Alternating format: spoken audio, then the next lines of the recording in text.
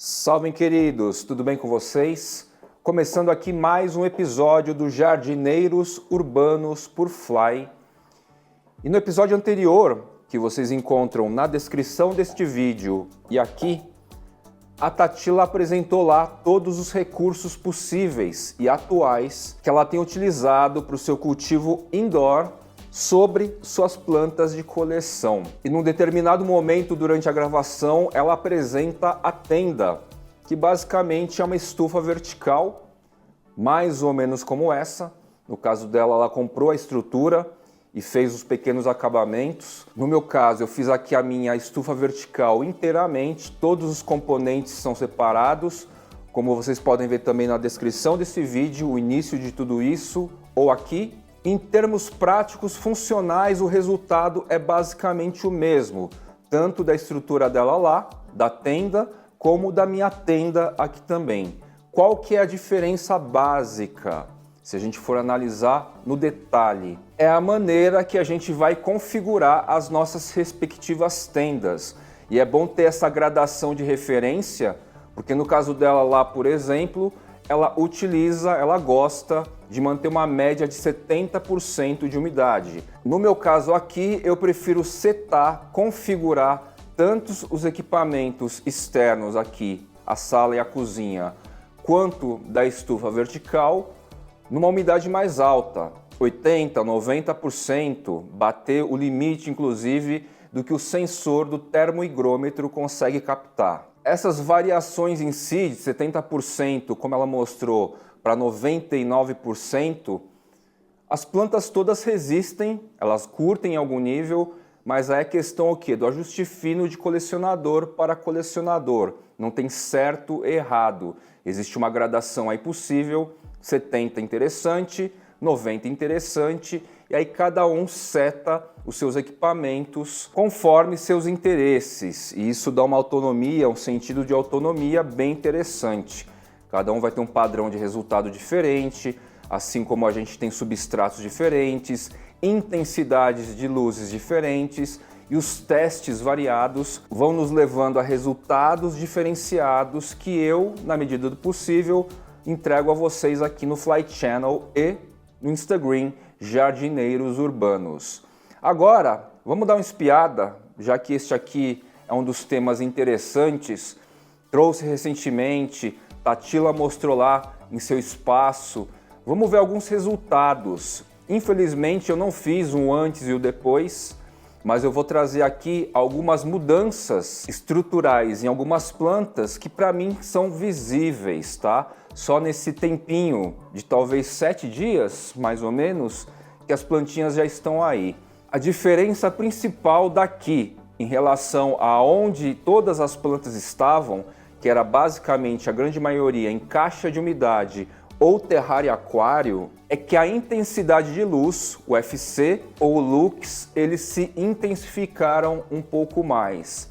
A iluminação impacta em nível de sintonia fina aí a coloração das folhagens, tá? Na maioria das referências que a gente tem aí, principalmente referências gringas, a gente tem aí testes e comprovações de que a baixa intensidade de 100 a 150 FC para alguns anthuriums, e no caso aí a gente está falando de um Papililaminum, um velutino escuro panamenho, essa intensidade de 100 a 150 FC vai gerar aí, vai trazer uma folhagem mais escura possível, sem o estiolamento, sem a planta ter que se forçar demais. Mas enfim, no meu caso aqui, eu estou com uma intensidade maior agora, porque caixas de umidade estão em área externa, a intermitência de nuvens, de passagem de raio solar, é tudo muito intermitente, o sol vai passando, a intensidade muda, tem dias nublados como hoje, e algumas outras estavam já em terrário aquário, cuja intensidade é um pouquinho mais baixa também, o FC ou o lux. Mas independentemente desses detalhes de influência da intensidade sobre o aspecto visual das folhagens, bora ver aqui alguns pequenos resultados visíveis, sem antes e depois, infelizmente, mas sim referências.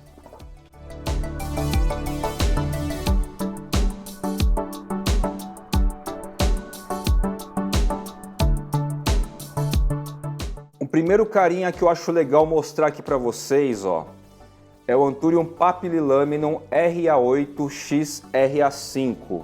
Quando veio essa inflorescência, ele meio que estagnou. Isso é importante dizer para vocês que vão começar a trabalhar com polinização.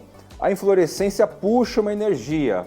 Às vezes não altera tanto a planta, sim, ela continua lançando novas lâminas foliares e às vezes, boa parte das vezes, principalmente quando o indivíduo é juvenil desse jeito, ela vai alterar. Por quê? É necessário aqui dividir energia para o desenvolvimento da inflorescência e para dar continuidade com o desenvolvimento de lâminas foliares. Mas aí o que aconteceu então? Ele estava aqui no rack por longo período, desde que chegou aqui em casa, crescendo muito bem, tá? Um progresso bem interessante. Lançou a inflorescência ainda no rack, coloquei na estufa vertical e agora, ó, ele está lançando uma nova gema. Primeiro ponto aqui, primeiro aspecto, ele está saindo da fase juvenil quando a nova lâmina foliar nasce da base aqui, ó, do pecíolo. Muitas espécies, ainda em fase juvenil, a nova folha vai nascer da base da folha anterior. Isso acontece com o Philodendron, com a Glaonema, com o Anthurium, enfim. Quando ele entra na fase mais adulta, e a gente sabe, começa a surgir o quê? O catáfilo. Então esse aqui é um primeiro catáfilo que vai despontar, do catáfilo vai nascer a folha, e a partir daí vão nascer catáfilos, e aí dos catáfilos vão nascer folhas novas. Deixa de surgir lâmina foliar da base do pecíolo. Então ele está deixando de ser uma criança, vamos dizer assim, e passa a ser um jovenzinho. E este primeiro catáfilo aqui, que sai da última lâmina foliar, já indica que, a partir daí, ele passa a ser um jovem e está apontando de uma maneira bem rápida, bem veloz, nesses 7 dias que o carinha está dentro da tenda, ou estufa vertical, ou estufa, enfim. Este indivíduo aqui, ó, que eu chamo de Red Crystallinum Thai, ele não é o Red Crystallinum, mas ele tem afinidades com o Red Crystallinum. Essa nova lâmina foliar aqui, gente, nem apontava para vocês terem uma ideia, tá? Era ausente, estava também no rack. Em 7 dias, estimulou-se aqui uma gema e olha só, ainda na fase juvenil, lâmina foliar saindo ainda da base do pecíolo anterior. Não forma ainda aquela pontinha, sabe? O catáfilo. 7 dias. Bem expressivo nesse carinha. Variação aqui do Anthurium dresleri. Ele tinha uma lâmina foliar bonita, como vocês podem ver aí. Ele gerou uma inflorescência que abortou e a inflorescência dividiu uma super energia, uma muda ainda se estruturando, ainda enraizando. E aí a lâmina foliar anterior ressecou, eu fiz um corte recente, a inflorescência que abortou também cortei e só tinha um micro pontinho aqui de catáfilo já aqui no caso, ó, o catáfilo aqui, ó. Uma micro ponta. Em 7 dias, lâmina foliar despontou aqui e está crescendo. Se eu não me engano, essa variação é o Eastern Panamá, tá? Mas é uma variação muito semelhante à que a gente vê na Enide da NSE Tropicals. Anthurium dorayaki X luxurians, 7 dias, também mesma coisa. Ele estava aqui numa geminha de catáfilo e pimba, 7 dias. Interessante, né? A intensidade de luz aqui, de média de 800 FC influencia, são 8.000 lux. Sim, a umidade alta que eu tenho deixado constantemente aqui, a 99% influencia, sim. Padrão de caixa de umidade, padrão de terrário aquário. Só que o grande fator agora neste contexto é o que? É a temperatura. A temperatura ambiente geral está aumentando bastante. E mais, dentro de estufas como essa, terrário aquário ou caixa de umidade, a média, como eu já passei para vocês inúmeras vezes, é de 3 a 4 graus mais alto do que o ambiente externo aqui. Então hoje, por exemplo, a temperatura que gira em torno de 18 a 19 graus dentro da sala aqui Na área externa está uns 17 mais ou menos. Na estufa vertical, na tenda, a gente está com 22 graus. 22 graus é muito legal, né? É muito interessante. Em dias que a gente bateu aqui na sala 27, 28 graus, lá fora 30 graus, aqui dentro também estava em torno de 30 graus. Então, tirando espécies de altitude que não se justificam facilmente quando o assunto é temperatura, tudo aqui vai bem. E vai bem rápido. Luminosidade até mais alta do que as experiências aí de 100 a 400 FC sugerem, contudo com tempo de exposição constante, homogêneo. É diferente de deixar lá fora. Lá fora o sol está passando, lá fora há nuvens e não há nuvens, então você tem uma intermitência de intensidade. Aqui não. A partir dessa estrutura mimetizada, a gente tem uma intensidade constante, idêntica no período que você predeterminar.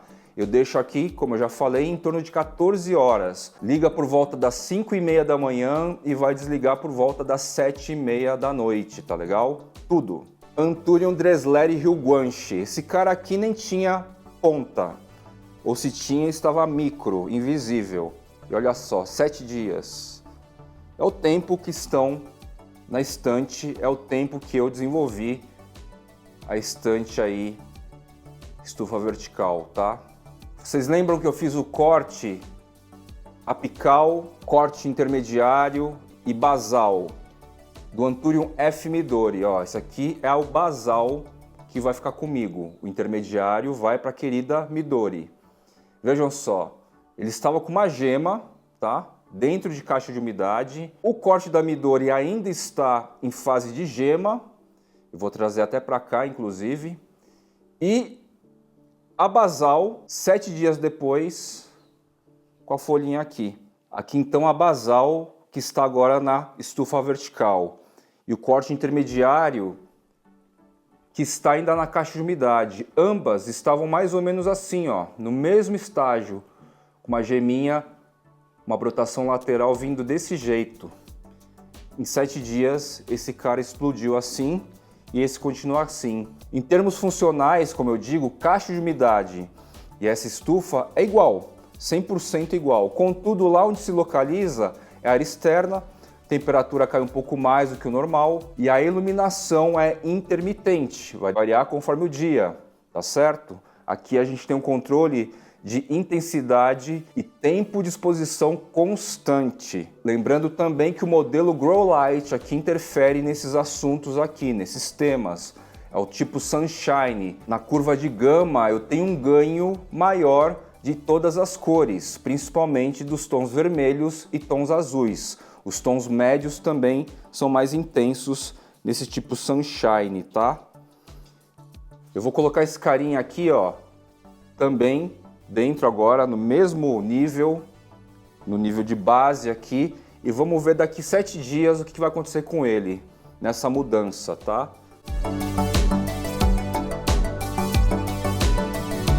A Tatila bem comentou que uma estrutura dessa é ótimo para o quê? Rápido crescimento, rápido enraizamento. Em suma, um rápido cultivo. Tudo tende a crescer mais rápido em estruturas como essas. Terrários aquários, caixas de umidade e uma tenda estufa vertical. E qual que é o principal ganho aqui de uma estrutura dessa? Controle. A gente consegue configurar em mais detalhe intensidade de luz, quantidade de umidade. Falando de luz, a gente fala também de tempo de exposição, a temperatura que é mais alta e essas variáveis aí nos dão uma autonomia mais detalhada, um controle mais fino, tá certo?